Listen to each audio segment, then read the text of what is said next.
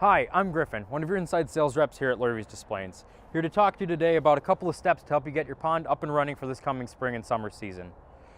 First thing I would recommend would be at least trying to do a 50% water change to help clear out some of the old dirt and debris that has accumulated over the fall and winter.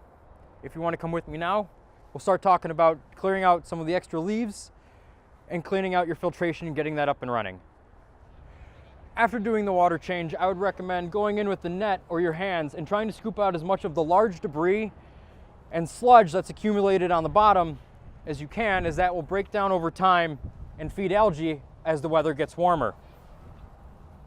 When you're setting up your skimmer box, you'll want to take out both the basket and any kind of filter mat that you have, hose them down, scoop out any extra sludge, and reapply them.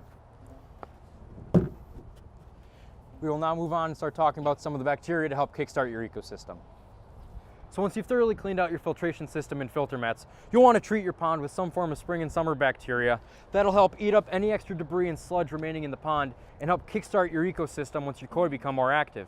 After that, all that remains is installing your pump and you can enjoy your pond for the rest of the season.